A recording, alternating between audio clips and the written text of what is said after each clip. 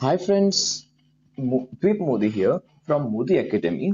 Today we are going to learn about a 13.3 exercise of surface area and volume class 9। ठीक है, तो देखो बहुत सारे लोग को डिफिकल्टी होता है सर, कोन का तो हमको पता ही नहीं चलता है, स्फीयर का फॉर्मूला क्या होता है याद नहीं रहता है, सिलेंडर हमको पता नहीं चलता है उसमें हाइट क्या होता है, रेडियस क्या होता है। तो ये बहुत सारा इजी क्वेश्चंस है, but if you are understanding properly and it's good. ठीक है, तो आपको फॉर्मूला सारे के सारे पता होने चाहिए। ठीक है, हमने बहुत इजी वे में formulas for surface area and volume some basic concepts में हमने सारे के सारे फॉर्मूला डिस्कस कर लिए। ठीक है, तो if you have not watch the video basic concepts of surface area and volume till now, तो you can watch from the playlist of Modi academy. ठीक है, तो अब हम लोग पहले तो ये जो पूरा एक्सरसाइज है ना, तो उसमें डायरेक्टली हम लोग क्या करेंगे, तो बहुत सारा थिंग है, बट हमको खाली फॉर्मूलाज पता होने चाहिए। ठीक है, तो देखो ये जो एक्सरसाइज है उसमें खाली दो फॉर्मूला यूज होता है। इफ हमारे पास ऐसा कोन है एंड कोन का हमारे पास हाइट h है एंड रेडियस हमारे पास r है एंड स्लांट हाइट हमारे पास l है, उसका मतलब दो formula C S A is equals to क्या, तो क्या हमारे पास ओनली पाई आर एल होगा। And if T S A होगा ना, तो टी एस ए क्या होगा, तो क्या it will be C S A plus base हो जाएगा, मतलब क्या, तो क्या पाई आर स्क्वायर हो जाएगा।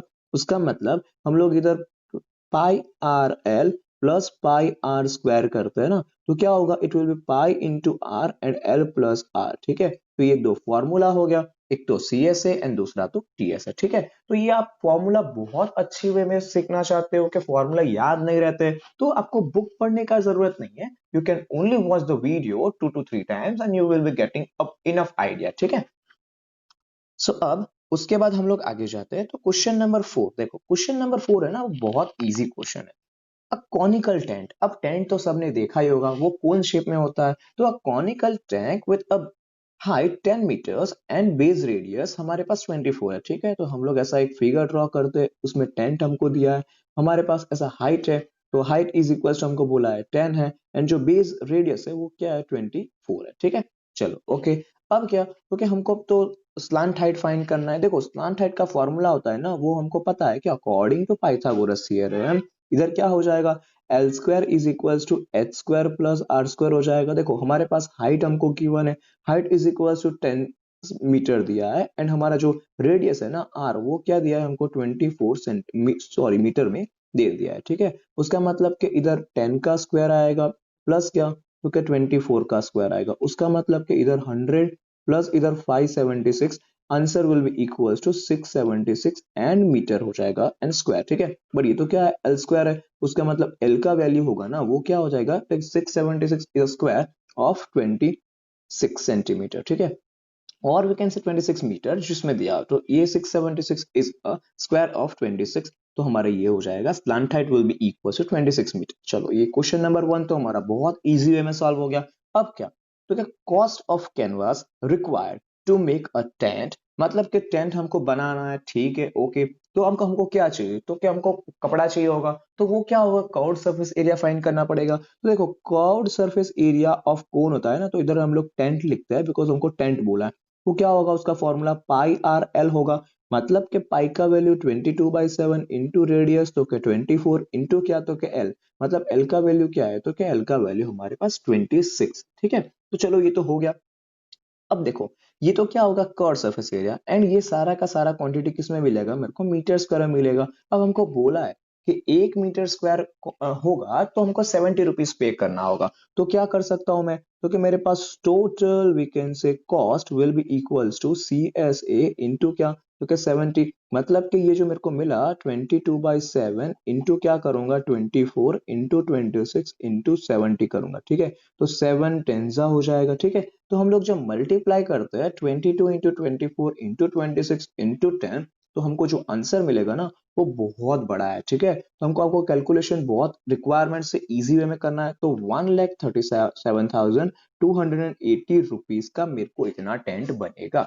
ठीक है, तो हमको ये प्राइस बहुत ज्यादा दिया है एंड ये हमारा जो टेंट है ना वो भी बहुत बड़ा है, इसलिए हमारा आंसर आएगा 1,37,280 rupees is a final answer and we can say cost of making the tent. ठीक है, तो आपको मल्टीप्लीकेशन करना, you can do in the rough और you can have a margin on the right hand side of your marksheet और book. ठीक है, तो आपको पता चल जाएगा। ओके, सो आपको स्लांट हाइट फाइंड करना आना चाहिए and the most important thing is आपको टोटल कॉस्ट कैसे निकालेंगे, तो कि total cost will B surface area into हम लोग जो कॉस्ट है उसको कर देंगे, ठीक है। तो ये क्वेश्चन नंबर 4 था and it is very very easy question, ठीक है। अब हम लोग क्वेश्चन नंबर 5 पे जाते हैं, तो क्वेश्चन नंबर 5 हम लोग देखते हैं तो क्या होगा। Question number 5, we have given question number 5 as हमको ट्रेम्पोलिन दिया है। ट्रेम्पोलिन मतलब क्या, तो हमारे पास है ना ऐसा मतलब रेक्टेंगुलर पीस का वो चीज होता है, तो हमको उसका क्लोथ रिक्वायरमेंट चाहिए, ठीक है। बट हमको बोला है 3 मीटर वाइड है, चलो ओके।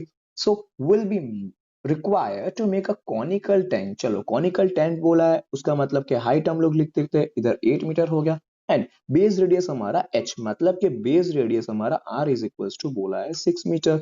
चलो वो भी लिख दिया।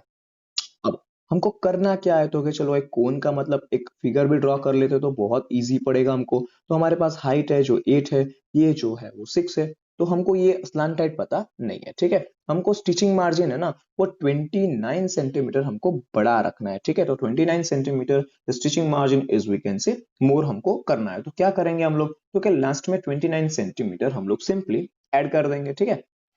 अब हम लोग आगे आते हैं, तो क्या बोला है हमें कि वी हैव गिवन कि हमारे पास इधर हमको कर्व सरफेस एरिया फाइंड करना पड़ेगा and we have to divide it by 3, तो हमको आंसर मिल जाएगा, ठीक है। तो पहले तो हमको स्लांट हाइट, तो स्लांट हाइट का फॉर्मूला लर्न कर लेना, L square is equals to H square plus R square हो जाएगा। मतलब कि L square is equals to 8 का स्क्वायर प्लस 6 का स्क्वायर हो जाएगा, मतलब कि इधर 64 प्लस 36 हो जाएगा इक्वल्स टू हमारे पास 100 हो जाएगा, ठीक है। तो 100 किसका स्क्वायर है, उसका मतलब कि L square is equals to 100, therefore we can say L is equals to हमारे पास 10 हो जाएगा। हेंस हमको स्लैंट हाइट मिल गया इक्वल्स टू 10, ठीक है। तो चलो ये तो हो गया।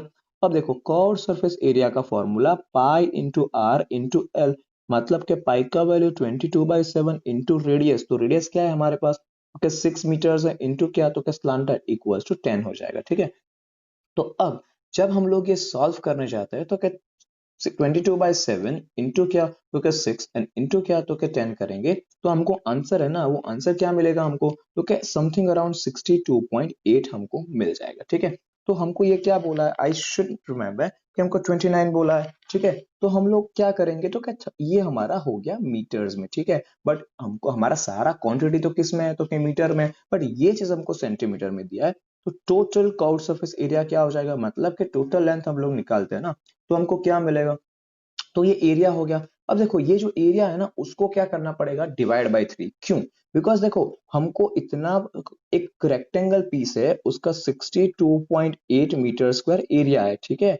तो हमारे पास ये जो इसका विड्थ है ना वो हमको बोल दिया है 3 मीटर्स मैंने दिया हुआ है। तो आपको लेंथ कितना चाहिए होगा, तो हमको पता है कि लेंथ ऑफ अ ट्राइंगल क्या होता है, तो कि it will B length into breadth, मतलब कि टोटल लेंथ हमको लेंथ ऑफ टैपोलिन इस क्या बोला है हमको कि हमको 62/8 डिवाइड बाय 3 करना पड़ेगा ना, बिकॉज हमको length into breadth is equal to area है, ठीक है। तो हम लोग जब इसको डिवाइड करते हैं तो हमारा आंसर क्या आएगा कि when I am dividing this thing, तो देखो इसको हम लोग डिवाइड करते हैं तो ये जो हमारा आंसर आएगा ना 6 इंटू दिस, तो हमारा ये जो आंसर है वो डायरेक्टली मैंने मीटर में लिख दिया था इसको डिवाइड बाय 3 करके, बट ओके। सो हम जब इसको ऐसा करेंगे तो हमारा जो आंसर आएगा ना ये पूरा 22/7, मतलब कि इधर 3 टूजा हो जाएगा, तो इसका आंसर हमको 62.8 मीटर मिल जाएगा। अब क्या, तो क्या हमारे पास 62.8 मीटर हमको आंसर मिल गया एंड अब टोटल वी कैन से हमको बोला है कि ये थोड़ा ज्यादा ऐड करना है, मतलब total we can say length is equals to 62.8 plus 0.29 centimetre है, मतलब के पॉइंट इधर 3 हम लोग लिख देते हैं, तो हमारा आंसर आएगा ना वो 63.1 मीटर जितना हमको तारपोलिन का लेंथ चाहिए होगा, ठीक है। तो ये क्वेश्चन टिक कर लेना, it is important and somewhat tough also, पर याद रखना है कि आपका total surface area curve surface area find करो, उसको डिवाइड बाय 3 करो प्लस द एरर और we can say extra length required हमको मिल जाएगा, ठीक है। तो ये बहुत इजी क्वेश्चन है बट आपको एक बार करना पड़ेगा, ठीक है।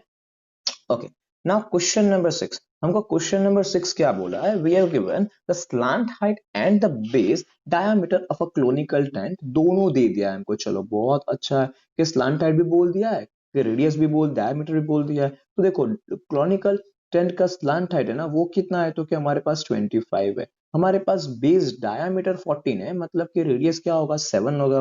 Find the cost of white washing the curved surface area. ठीक है, तो हमको कर्व्ड सरफेस एरिया बोला है, रेट दे दिया है, चलो ठीक है। मतलब सबसे पहला तो क्या, क्योंकि मेरे पास रेडियस 7 है, स्लांट हाइट एल मेरे पास 25 है, तो पहले तो मैं सी ए से फाइंड कर लूंगा। सी ए से will be equals to pi R L. ठीक है, फॉर्मूला तो हमें पता ही है, उसका मतलब के 22/7 इंटू आर मतलब के 7 इंटू एल मतलब के 25 हो जाएगा। 7 एंड 7 कर, तो ये क्या हो जाएगा 25 इंटू 22 करेंगे। ठीक है, सो जब मैं 25 इंटू 22 करता तो I will be getting 550 metre square, हमारा क्या होगा, क्योंकि it will be C S A हो जाएगा। अब देखो हमको बोला है कि 100 मीटर स्क्वायर का मुझे 210 रुपीज पे करना पड़ेगा, तो 550 मीटर स्क्वायर का कितना, तो we can say total cost, ये हमको क्रॉस मल्टीप्लिकेशन करना पड़ेगा। टोटल कॉस्ट क्या आएगा, तो क्या 550 इंटू 210 एंड अपॉन क्या, तो क्या 100 कैंसल, तो हमारा आंसर आएगा वो 55 इंटू 21 आएगा।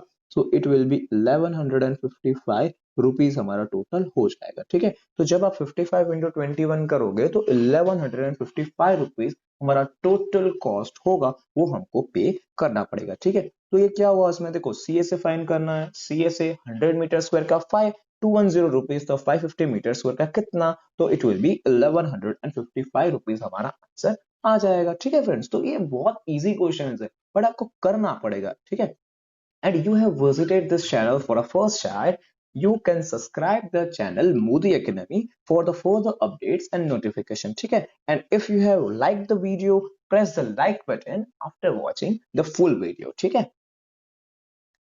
इसके बाद देखो ये क्वेश्चन नंबर 6 तक हमने अभी कर दिया। ठीक है, तो ये क्वेश्चन नंबर 4 5 6 है ना, उसमें से 5 is most important question and difficult question, तो ये टिक करके रख लेना कि हमने बोला है ना, मतलब कि वो आएगा ही आएगा, एग्जामिनेशंस में बहुत इंपॉर्टेंट क्वेश्चंस होते हैं। ठीक है, and it is IMP also. ठीक है, and if you have to watch the video of 7 and 8 question, it will be shown in a part 3 of 13.3. You can watch from the playlist of Modi Academy and subscribe the channel Modi Academy for further updates. ठीक है, thank you.